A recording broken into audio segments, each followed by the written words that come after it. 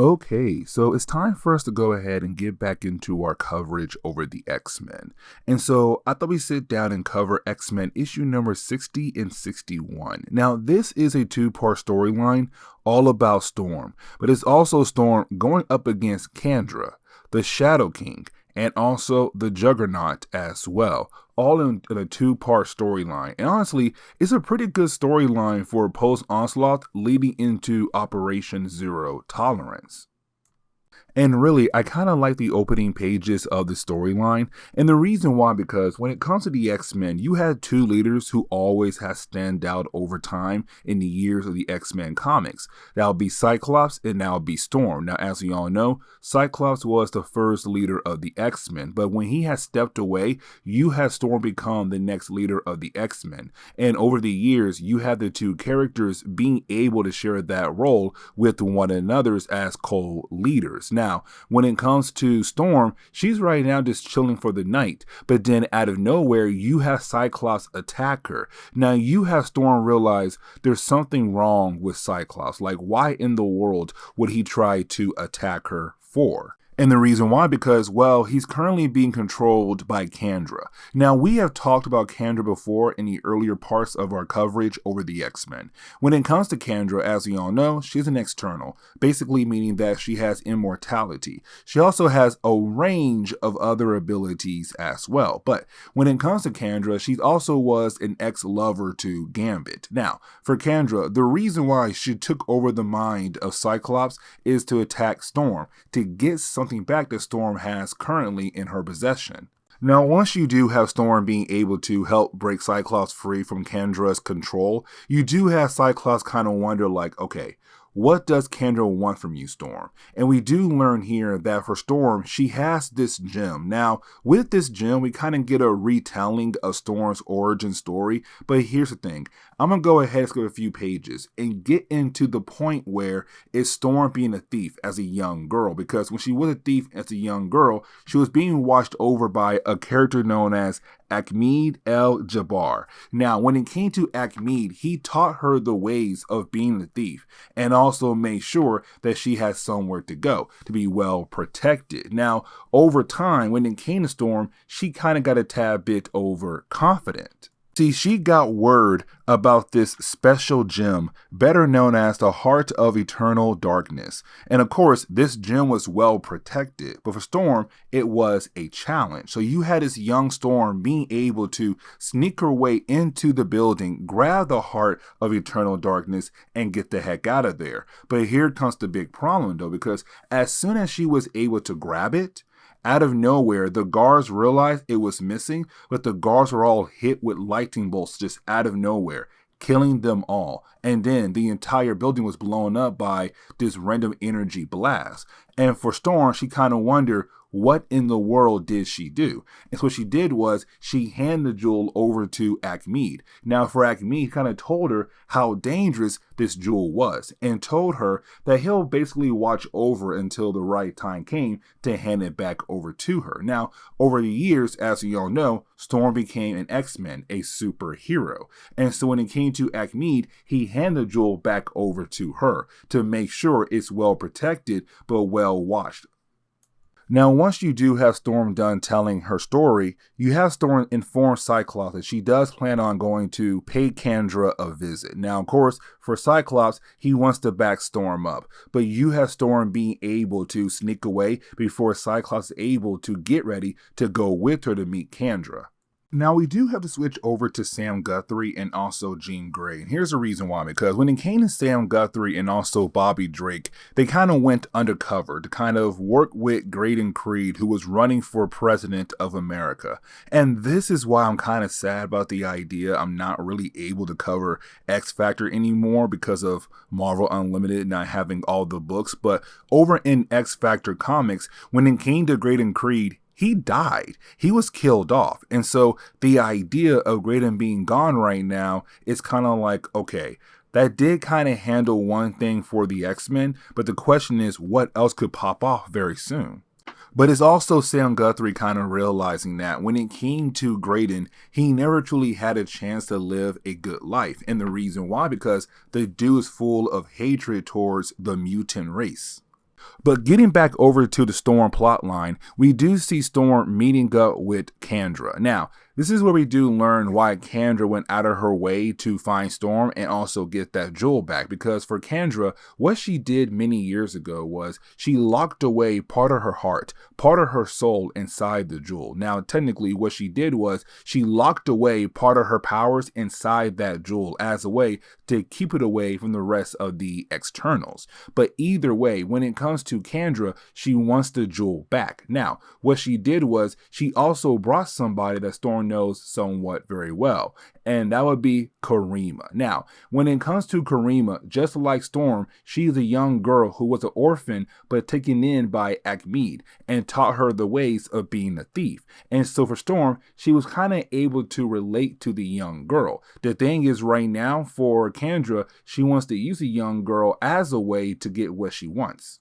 Now, there is somebody else there with Candra as well, and that would be Jamil. Now, when it comes to Jamil, just like Karima, he was a street urchin, an orphan that was taken in by Achmed. Now, when it came to Achmed, he believed that Jamil will become the next leader of the street urchins because he had great skills. The problem was that when it came to Jamil, he kind of believed that he deserved a better life. And so he began to learn how to become an assassin. Now, when it came to Achmed, he called a Storm to come back over to try to convince the young boy to go back to his old ways of just being a street urchin, not an assassin. But unfortunately, that did not work out, and he joined Candra's side. And when it comes to Jamil, he does have powers as well. And so with the powers of Candra and Jamil, they're able to play mind games with Storm. Now, while trying to play mind games with Storm, we do see that she remembers a time where she was in Wakanda, when she was with T'Challa, the Black Panther. But you didn't have Storm realize what they're trying to achieve here. They're trying to play with her mind. And so you do have Storm being able to break free. The only problem is that once she does break free and she does feel like she's in control, she realizes the jewel is missing. Because even though you have Storm being able to break free from Jamil's mind games, Jamil was still able to play some mind games on her in a way where she believes she did attack him. In reality, she never did. And so it allowed him the ability to grab the stone. But here comes the big catch from the ending for this chapter. You see, we do learn here that Jamil is currently being controlled by the Shadow King. Now, as we get into the next chapter, we do pick up with Archangel. And here's the reason why, because in an earlier storyline, when it came to Psylocke, she was severely injured by Sabretooth. Now, with that injury, of course, she was on the verge of dying. But you had Wolverine and Archangel go out of their way to get her the Crimson Dawn. Now, with the Crimson Dawn, it did save her life. But here's the problem, though, because now you have these warriors from the Crimson Dawn dimension coming after her left and right. And so for Archangel, when he comes back home, he hears Psylocke fighting inside the penthouse. Except when he does get inside, he realizes that she is okay. But she's also kind of acting different now as well. But you didn't have the two characters be confronted by Gomer, who said, hey, it's not over yet. Like, with you having the Crimson Dawn, you're going to have more problems down the road. Now, as we do switch back over to Storm, right, you have Storm kind of freaking out, and Candra as well, because the Shadow King is a very powerful threat on the astral plane. So the whole idea that he was able to take over the body of Jamil is a huge problem. But here comes the thing, though, because you have Storm being able to use a blizzard to bury Jamil in it. And with him being buried in that blizzard, it allows Storm to go ahead and check in on Karima. But here's the problem I have, though, because that right there should tell you that's not the Shadow King at all. Like, the Shadow King is not controlling Jamil at all. There's something going on with him. But while you have Storm trying to free Karima, well, that is when she's attacked by Candra. Now, luckily for Storm, Candra is attacked by the Juggernaut. But here's the problem, though. The Juggernaut appeared where Jamil was just buried at in that blizzard that Storm brought in. So the question is right now, where's Jamil and how the world did the Juggernaut get over here? Now, for Storm, what she believes is currently happening at the moment is that for Jamil, with his powers finally coming out, he must believe that he is the Shadow King, that he is the Juggernaut. And so his powers must give him the ability to change his form into those two characters. But you do have Candra still want to fight against Storm to get her hands on that jewel. And so while you do have the two characters fight against one another, and once you do have Storm kind of defeat Candra, you then have Storm be confronted by another character. And this time, it would be Cable. Now, this right here is kind of wild because why is Cable here? How would Cable know where to go? Now, you have Cable try to give that, I heard you were in trouble. I heard you call out for help. I'm a psychic. I came here. Now I'm here. Let's go. But for Storm, she realized this is not Cable. And she also realized what's truly happening here at the moment. And so you have Storm break away from Cable, grab Karima, and go outside the building and tells Karima, like, listen, if you care for Jamil, you will stop this madness right now. Now, a few blocks away, we see Cyclops, Jean Grey, and Wolverine trying their best to get over to where Storm is at. Here comes the catch, though, because while they're trying to do that, you have Jean Grey turn around this corner. When she does, it looks like Manhattan is completely abandoned. Except when she turns around, Wolverine and Cyclops had disappeared as well. And then when she turns around again, she sees everybody, including Cyclops and Wolverine. And so we're kind of left to wonder what in the world just happened. Now, to go ahead and kind of begin to close on this story, we do switch over to Storm, right? And when we do, it's Storm telling us like what exactly just happened. You see, for Storm, she informs us that when it came to her mentor, he knew that sooner or later, Candra would try to go after Storm for a powerful mutant, and that would be Karima. And so what he did was he told Karima to use her abilities to create Jamil, to make Candra believe Jamil was the powerful mutant. But in reality, Jamil is not even real. He is a psionic creation by Karima. And so, of course, that means the powerful mutant that she was looking for was actually Karima.